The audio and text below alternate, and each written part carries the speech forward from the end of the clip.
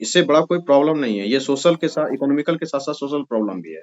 Migration में कोई गरीब माइग्रेट थोड़ी कर रहे हैं, माइग्रेशन सबके लिए समस्या है।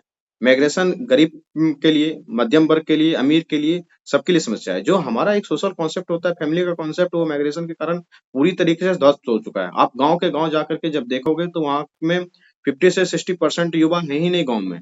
ऐसा नहीं है कि सिर्फ गरीब परिवार के युवा, जो मध्यम वर्ग, गरीब परिवार गया है पेट रोटी के लिए, मध्यम परिवार गया है शिक्षा के लिए, और उच्च वर्ग के जो लोग हैं या बिजनेस क्लास के लोग हैं, वो हैं बिहार के, वो चले गए हैं मुंबई में जाके या सूरत में जाके वो बिजनेस खोल रहे हैं। तो आप एजुकेशन के लिए भी जाते हैं सर। एजुकेशन, हाँ एजुकेशन वो जाते ही जाते हैं। तो हर चीजों के लिए माइग्रेट कर रहे हैं। तो हमारा जो एक कंप्लीट फैमिली का कॉन्सेप्ट होता है, चाहे कितना ही अमीर आप हो जाएं, आप चाहें कि आपका बेटा आपके साथ रह ले, तो रह ही नहीं पा रहा है, क्योंकि सुविधाएं नहीं है। वही कहा जाना आता है ना कि आप एक पेड़ लगा सकते हैं, जंगल नहीं लगा सकते हैं। जंगल लगाना सरकार का काम है, ठीक है। इसी तरीके से ये माइग्रेशन बहुत बड़ी समस्या है बिहार की। इस पे को अगर पॉजिटिव वे में देना है तो आप यहाँ पे जरूर ऐड करेंगे कि सर, आपने जैसे जिक्र किया कि आईटीआई सेंटर खोले जा रहे हैं। आईटीआई सेंटर खोले जाने वाले से माइग्रेशन वालों का बहुत दूर तक नाता रिश्ता नहीं है, आप इस चीज को समझ लीजिए। आईटीआई में पढ़ने वाले बच्चे बिहार में पढ़ रहे हैं, आईटीआई में पढ़ने वाले बच्चे 14 साल के, 13 साल के, इस तरीके के, वो जो 15-16 साल के होते हैं, और माइग्रेशन करने वाले 25-26-27 साल के होते हैं।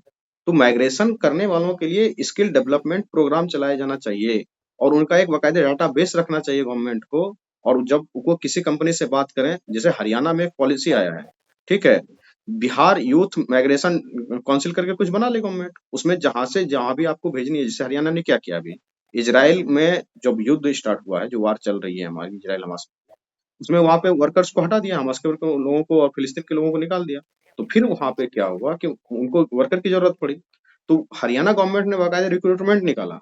बिहार हरियाणा कौशल विकास निगम लिमिटेड के तहत या किसी के तहत यही वैकेंसी थी कि 10,000 युवाओं को इस तरीके के प्लम्बर में, कारपेंटर में, हाउस वर्कर में, हाउस कीपर में, इस तरीके के जॉब में जाना है, उसकी सैलरी ये है। उसके लिए बाकायदा उन्होंने ट्रेनिंग करवाई। ट्रेनिंग करवाने के बाद उनका वीजा वगैरह, अब फिर जिनके यहाँ जा रहा है उनके वहाँ जॉब की अपॉर्चुनिटी क्या है, हेल्थ के क्या इश्यूज है, उनको क्या पर्क्स और पैकेज मिलेंगे, फिर रिटर्न होना चाहेंगे तो रिटर्न कैसे होंगे, उनका वहाँ शोषण तो नहीं हो रहा है। इन सारे चीजों के ध्यान रखने के लिए अपने पूरा एक कॉलम तैयार किया, पूरा लिस्ट तैयार किया, अपने ऑफिसर्स को वहाँ पे डिप्लॉय किया, और फिर इन लोगों को यहाँ पे ट्रेन किया कि आप हेल्पर हैं, आप पेंटर हैं, आप प्लम्बर हैं, आप कारपेंटर हैं। तो उनको वहाँ के फर्नीचर के हिसाब से, वहाँ के पेंट्स के हिसाब से, वहाँ के नियम के नॉर्म के हिसाब से, और इवन की थोड़ी सी इंग्लिश लैंग्वेज भी उन्हें सिखा दी गई है, ताकि वहां जाएं तो वो सेफली माइग्रेट कर सकें, और माइग्रेशन करके वो सिर्फ लेबर का लेबर बन के नहीं रहे, हो सके तो वो कुछ अच्छे भी काम करके आए और आगे भी बढ़े जीवन में।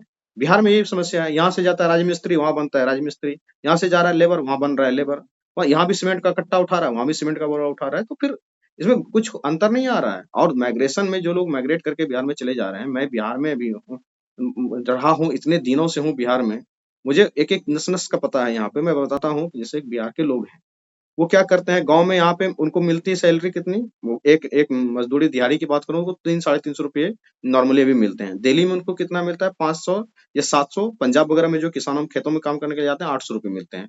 800 रुपये में वो 500 रुपये से 300 रुपये ही घर भेज पाते हैं। और वो अगर फैमिली के साथ यहाँ रहे, और वहाँ 12 घंटे ड्यूटी करनी होती है, 10 घंटे करनी होती है। हमारे यहाँ पे लेबर 8 घंटे ड्यूटी करके 350 रुपये ले लेते हैं। उसके बाद 1-2 घंटे एक्स्ट्रा करोगे तो उनके भी 100 रुपये मिल जाते हैं। 350-400-500 रुपये तक हो जाता है। अगर वो 500 रुपये तक को लेकर के अपने बच्चों को ठीक ठीक तरीके से शिक्षा दें और बिहार में ही रहें, तो एक कंप्लीट फैमिली का कॉन्सेप्ट आएगा। और अब यहाँ पे भी रोजगार मिल रहा है, लेकिन होता क्या है कि हर चीज नहीं है। माइग्रेशन सिर्फ एक समस्या ही नहीं है। अब युवा है, उसको विदेश घूमना है, देश में जाना है, कुछ देखना है, सुनना है, तो कहाँ चलना है, सूरत कहाँ चलना है। आप करोगे क्या, तो कमाओगे तो वहीं खाओगे।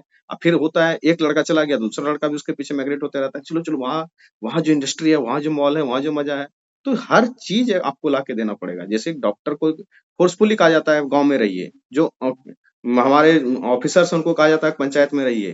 पूछिए किशोर जी से, पंचायत में रहना पसंद करते हैं? मैं यहाँ पब्लिकली ये नहीं बोल पाएंगे, बट कितने ऑफिसर्स जो है कि रहना पसंद करते हैं। माइग्रेशन की इस तरीके से समस्या है, आपको बड़े लेवल पे बिग एस्पेक्ट्स में इसको डील करना पड़ेगा, उनके सॉल्यूशन को बताना पड़ेगा, तब जाके माइग्रेशन पे आपके एक कंप्लीट आंसर बनेगा। तो काफी मैंने लंबा बोल दिया, ठीक है, इसको आप थोड़ा सा शॉर्ट में कर लेंगे और किस्म बना लेंगे, ठीक है। Yes sir, thank you sir. Okay.